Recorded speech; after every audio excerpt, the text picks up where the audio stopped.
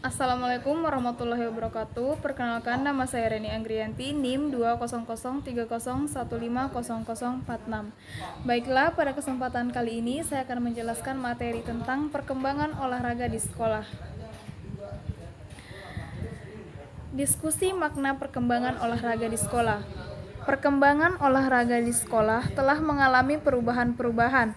Hal ini nampak dari perubahan nama yang digunakan dari satu periode waktu ke periode waktu lainnya. Perubahan nama tersebut mencerminkan pula makna dan bentuk aktivitas olahraga yang dilakukan saat itu dalam perjalanan sejarah perkembangan olahraga di sekolah kita. Baiklah, ada beberapa istilah yang digunakan dalam setting persekolahan, antara lain adalah istilah gerak badan pada tahun 1945 sampai 1950 dan pada tahun 1950 sampai 1961 dikenal dengan istilah pendidikan jasmani. 1961 sampai 1966 dikenal dengan istilah olahraga. Kemudian 1966 sampai 1977 dikenal sebagai olahraga pendidikan. Kemudian yang terakhir 1978 yang dikenal sampai sekarang yaitu istilah pendidikan olahraga dan pendidikan jasmani. Baiklah, lanjut istilah gerak badan. Tahun 1945 sampai 1950. Bersamaan dengan proklamasi kemerdekaan RI atau Republik Indonesia pada tanggal 17 Agustus 2009, pemerintah Republik Indonesia makin menyadari pentingnya pendidikan untuk pembangunan bangsa dan negara, termasuk di dalamnya gerak badan di sekolah. Di sekolah-sekolah diberikan aktivitas gerak badan dalam bentuk bermain atletik, senam, dan khusus untuk sekolah menengah tinggi. Sekarang bisa dibilang dengan SMA, ditambah dengan latihan militer. Baiklah, ada beberapa masalah yang mendapat perhatian khusus dalam pelaksanaan gerak badan, antara lain, yang pertama, gerak badan untuk anak perempuan dilaksanakan terpisah. Yang kedua, perlunya nasihat dokter untuk melaksanakan gerak badan. Yang ketiga, bahan pengajaran diambil dari permainan dan kesenian nasional. Yang keempat, perlunya musik. Yang kelima, perlunya kepaduan. Yang keenam, perlunya pencegahan ekses dalam perlombaan. Dan yang terakhir, perlunya pemerintah membiayai kegiatan. Perlunya lapangan olahraga di setiap sekolah. Perlunya menolong sekolah partikulir dan perlunya mengadakan kursus kilat bagi guru-guru. Dan yang kedua, masa pendidikan jasmani tahun 1950 sampai 1961. Terbitnya Undang-Undang Nomor 4 Tahun 1950 yang kemudian menjadi Undang-Undang Nomor 12 Tahun 1954 memberikan landasan kuat kepada pelaksanaan kegiatan olahraga di sekolah.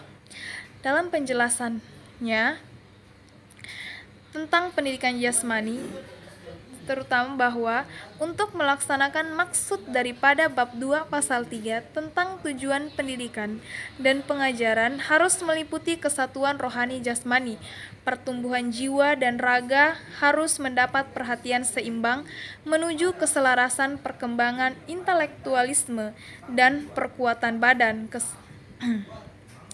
Keselarasan menjadi pedoman pula untuk menjaga agar pendidikan jasmani tidak terpisah dari pendidikan keseluruhan.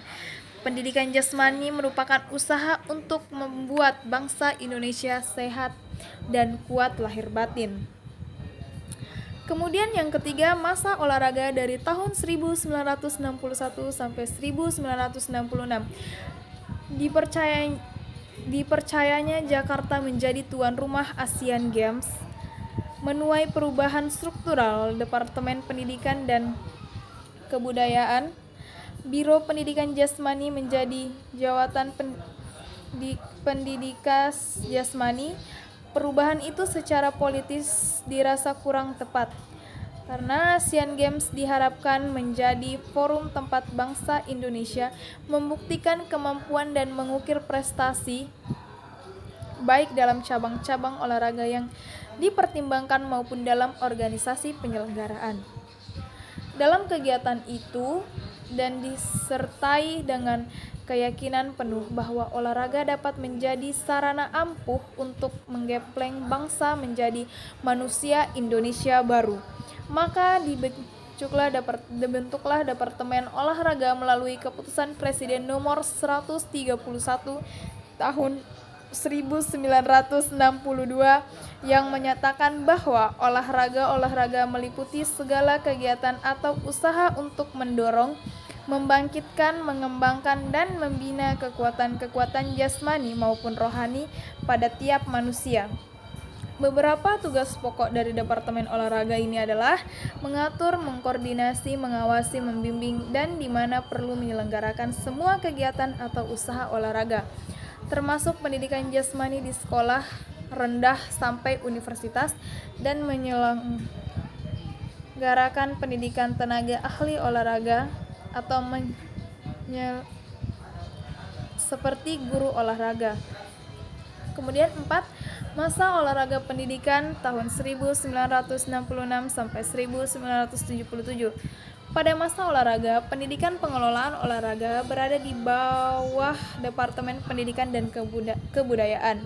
Mula-mula penanggung jawabannya adalah Direktur Jenderal Olahraga, kemudian beralih kepada Direktur Jenderal Pemuda dan Olahraga. Beberapa direktorat yang ada di bawah naungannya adalah Direktorat Olahraga Pendidikan, Direktorat Keolahragaan, dan Direktorat Pendidikan dan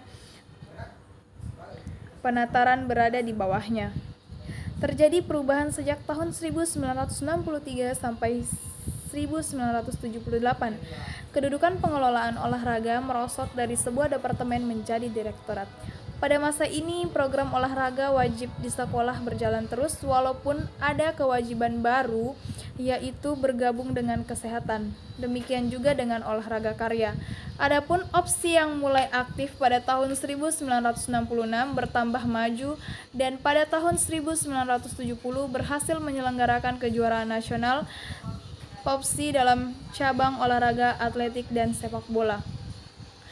Kemudian yang kelima, masa pendidikan olahraga dan penjaskes tahun 1978 sampai sekarang. Dalam perjalanannya dari tahun 1978 sampai dengan tahun 1995, nama olahraga di sekolah mengalami berbagai perubahan. Walaupun demikian, pelaksanaan olahraga di sekolah tetap ditekankan pada aspek pendidikan. Artinya, kegiatan pendidikan yang dilaksanakan melalui media kegiatan jasmani yang disebut olahraga. Perubahan nama tersebut berturut-turut adalah pendidikan olahraga, olahraga kesehatan, dan kesehatan olahraga, dan terakhir pendidikan jasmani dan kesehatan. Adanya perubahan-perubahan demikian dapat diartikan adanya dinamika yang tinggi dalam konsep penyajian olahraga di sekolah. Akan tetapi dari sisi lain dapat diartikan sebagai kurang mantapnya konsep penyajian di sekolah. Kemudian urgensi penjaskes.